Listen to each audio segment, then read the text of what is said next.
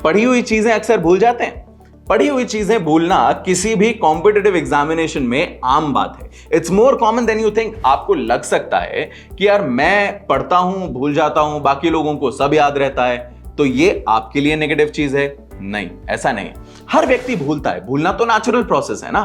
क्यों? क्योंकि हमारे दिमाग की कैपेसिटी तो लिमिटेड है। जब दिमाग की कैपेसिटी ही उतनी है तो आप हर चीज याद नहीं रख सकते, है ना? नहीं, आप बहुत सारी चीजें याद रख सकते हैं। एंड यही वीडियो आपको इस चीज को समझाने के लिए है। समझिए, मैं इस वीडियो में आपको 2 से 3 तरीके बताने वाला हूं जिससे कि आप हर वो चीज याद रख पाएंगे जो आपने पढ़ी है अपने एग्जामिनेशंस के लिए।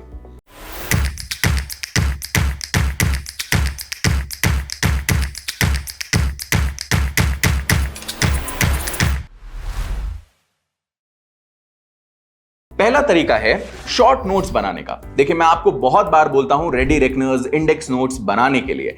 ये शॉर्ट नोट्स आप चाहे फ्लैश कार्ड्स पे बनाइए, चाहे आप फर्रों पे बनाइए, कैसे भी बनाइए, कोशिश कीजिए इसे लिखिए। शॉर्ट नोट्स बनाने का एसेंस ये होता है कि जब आपने बहुत बड़ी एक चीज पढ़ी है तो उसको समराइज आप अपने दिमाग में करेंगे, that is your first revision. आप उसको रीड करेंगे, that is your second revision. आप जब हाथ से उसको लिखेंगे, that is your third revision. और इसको लिखने में आपका 3 बार रिविजन हो चुका है। 3 बार रिविजन के बाद आप जब उसको दोबारा पढ़ेंगे तो आपके पास एक ब्रीफ है जिसको पढ़ करके आप पूरी चीज को समझ पाएंगे। So that is an easier process to remember. Short notes आपको हमेशा काम देंगे, मोर स्पेसिफिकली प्रीलिम्स एग्जामिनेशन के पहले। तो कभी भी किसी भी सब्जेक्ट को आप उठाओ, उसके हाथ के हाथ मेजर बड़े नोट्स के अलावा शॉर्ट नोट्स भी बनाते हुए चलिए, छोटे छोटे से, बहुत छोटे से पेजेस पर। दूसरा तरीका है अपनी नॉलेज शेयर करो। देखो, बहुत सारे बच्चे ऐसे होते हैं, आप उनके पास जाओगे, बोलोगे क्या पढ़ रहे हो, वो छुपा लेंगे, कहेंगे यार कुछ नहीं यार, मेरा तो कुछ भी नहीं हुआ। राइट? हम ऐसे बच्चों को जानते हैं, ऐसे टॉपर्स को भी जानते हैं, यार मेरी तो पढ़ाई नहीं हुई, मैंने तो कुछ भी नहीं पढ़ा। ऐसे बच्चों को हम जानते हैं, but this is an advice that is contrary to that. अपनी नॉलेज शेयर करो। याद रखने का, किसी भी चीज को समझने का, किसी भी चीज को अपने दिमाग में उतार लेने का सबसे अच्छा तरीका है टीचिंग। किसी को, व्यक्ति को आप जब पढ़ाते हो तो पढ़ाने के लिए आपको खुद उसको ज्यादा पढ़ना पड़ता है। किसी भी टीचर से पूछिएगा, 3 घंटे के लेक्चर के लिए 5 घंटे की पढ़ाई उस टीचर को खुद करनी पड़ती है, क्योंकि उसको उन चीजों के लिए भी तैयार करना है जो कि पूछे जा सकते हैं। कई सवाल बच्चों से ऐसे आ जाते हैं विच आर अनएक्सपेक्टेड, उसके लिए उस टीचर को और पढ़ना पड़ता है। बच्चा सिर्फ अपने लिए पढ़ रहा है, लेकिन एक टीचर उन सभी बच्चों के लिए भी पढ़ रहा है जिसे वो पढ़ाता है। तो अगर आपके आसपास कोई लोग हैं, आपके दोस्त हो सकते हैं, आपके कॉम्पिटिटर्स भी हो सकते हैं, पढ़ाइए।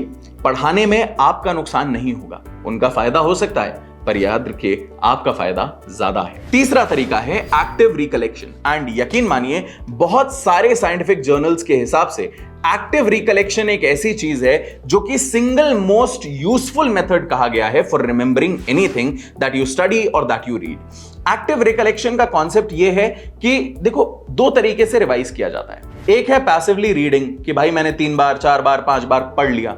5 बार पढ़ने से भी चीजें याद नहीं रहती, एक्टिव रिकलेक्शन से रहती हैं। क्या होता है ये ऐसा होता है कि जैसे आज मैंने 10 सेक्शन पढ़े, वो 10 सेक्शन पढ़ने के बाद रैंडमली मैं यहां से वॉक पर गया, और वॉक पर जाते जाते मैं अपने मन में एक्टिवली रिकॉल करूं कि सेक्शन 1 में ये था, सेक्शन 2 में ये था, सेक्शन 3 में ये था, 4 मैं भूल गया, तो अब मैं 4 को पढ़ूं। राइट? ये एक्टिव रिकलेक्शन हमें उन चीजों को याद रखने में मदद करता है। Apart from that, active recollection का एक और तरीका है, वो है test.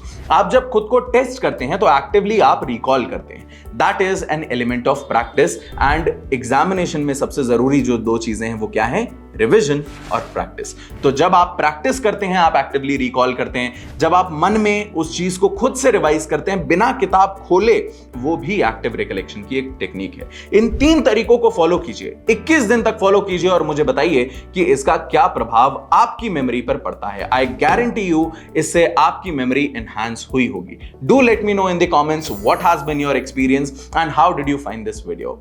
Do hit the like button and share it with all those who may need it. Subscribe to our channel. Thank you so much.